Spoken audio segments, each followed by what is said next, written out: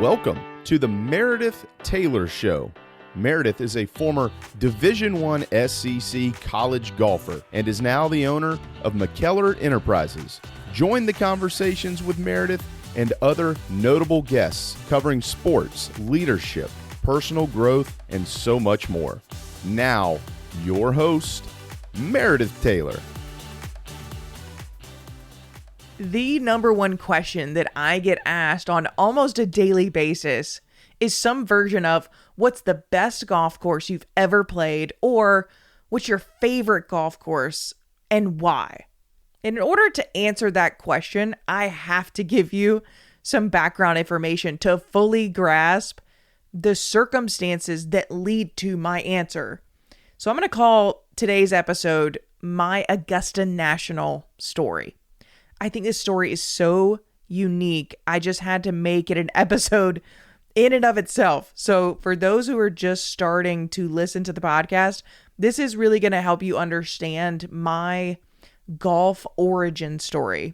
My grandfather purchased patron badges to a golf tournament called the Masters back in the late 50s, early 60s. So for those of you who are new to golf, today, this is one of the biggest events in all of sports, not just golf. But back then, it was just, hey, if you love golf, you can get tickets to the Masters. And today, it's up there with the Super Bowl in terms of popularity and in terms of demand for tickets and what we call badges. The tournament is held at what some would call the most popular or most recognizable golf course in the world, Augusta National Golf Club. So my first Masters experience attending the tournament was when I was 13 years old, and it was breathtaking. If you've ever been on property, you know exactly what I'm talking about. There's not a blade of grass out of place. It's the most beautiful piece of property on the planet with the deepest color green grass. It's cut to perfection. There's pink azaleas blooming all across the grounds. And some would say it's probably the most manicured piece of property in the world. It's absolutely beautiful. So that entire experience of attending this golf tournament with my family, I'm able to watch PGA Tour players up close. That truly inspired me to go back home to my local club with my dad and my big brother. And I wanted to figure out how to learn how to play this game. And it was there that the local high school golf coach actually saw me hitting golf balls for the first time.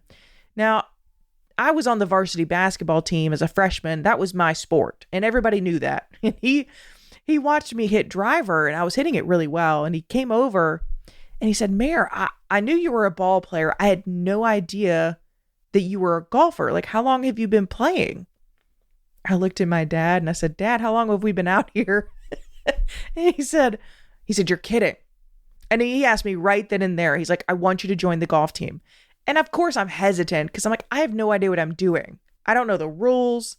I'm a basketball player. That's my priority. I need to ask my basketball coach if it's even okay with her, if I can play another sport. But with it being opposite seasons with basketball, it would actually work. And she gave, me her blessing to play. And so as a freshman in high school, I make the varsity golf team with absolutely zero experience. And I'm shooting in the hundreds. Don't know what I'm doing. But I start to pick it up pretty quickly. Sophomore year, I'm shooting in the 90s. Junior year, I'm shooting in the 80s. And then senior year, I'm shooting in the 70s.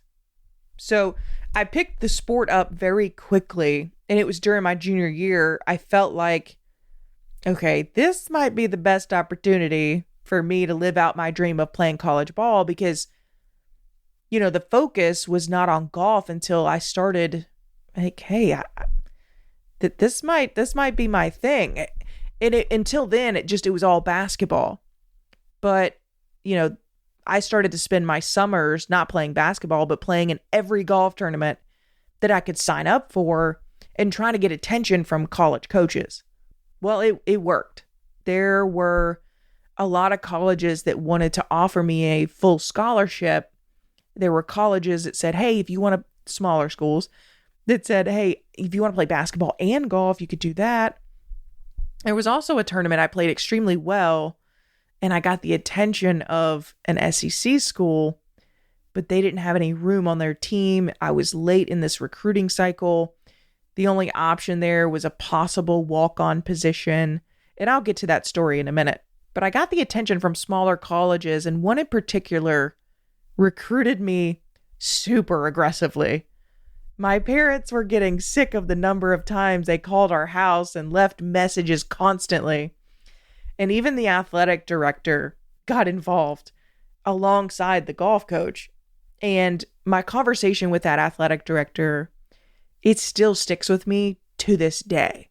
There's certain points in life where you just vividly remember conversations, and this is one of them. He was trying to sell me on the vision if I would happen to sign with them. Being that it's a smaller college, his pitch was very much, you'd be number one on the team right away, you'd break records, you'd be in the history books forever, and you'd be the big man on campus. Or my favorite one is, you'd be a big fish in a small pond, right? So I took a beat, and I really wanted to respond respectfully because they really did recruit me vigorously. But I responded with, I think for me and my personality, I think I would thrive best in a situation where I'm not walking in as the number one player, but I'd be walking into some insane competition. That would make me push myself and strive for more and get the best possible version of myself. I don't want to initially be the big man on campus. That needs to be earned over time.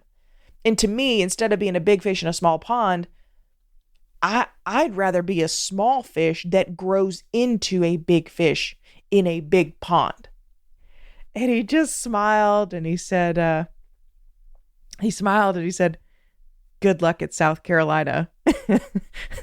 I knew it was a long shot after meeting you and understanding your mindset that we're probably going to be too small of a college for you to excel, and you just need to go be great and thrive at a bigger university and play amongst the best in the country. He's like, but I had to give it a shot. And I made sure to say how much I appreciated his interest in me during that recruiting process. But I always remembered that conversation, and we ended on good terms. But he knew where my heart was and understood that decision was not going to be best for me. Now, how I got the attention of the bigger school, there was a tournament down in Mount Pleasant, South Carolina. It was this big junior championship in the state of South Carolina with all of the prized recruits who had signed with big SEC schools already, or ACC schools. They were already signed. I mean, again, it's late in the recruiting cycle. Teams are already set, but they're being watched by their coaches. And so a lot of college coaches are in attendance, and I'm playing with two of the already signed South Carolina players. So coach is watching, and I'm playing out of my mind. When she's watching, my level of play just went up a notch. And it was tough conditions. It was cold. It was raining. And I beat her prized recruits. And again, it's late in the recruiting cycle. I have little to no experience in tournament golf. South Carolina recently came off of a SEC championship, so their team is absolutely stacked full of the top prospects in the country and even internationally.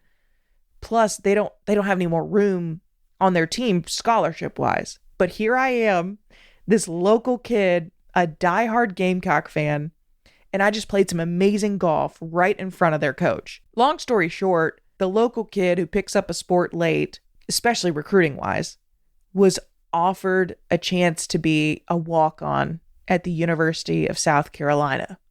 And I tell you, I cried my eyes out with my parents, knowing all the hard work had paid off, and I was going to have the opportunity of a lifetime to be a Gamecock, which is what I dreamed of. And I still thank my coach every time I see her for giving me that opportunity. And I told her in her office, I said, you'll never regret it. You'll never have somebody who will work harder than I will work, because I want this. And so over the course of the next couple of years, I eventually do get a scholarship. It's at the place I dreamt of playing, right? The flagship university, the University of South Carolina. And I mentioned previously, when I got to South Carolina, they had won the SEC championship.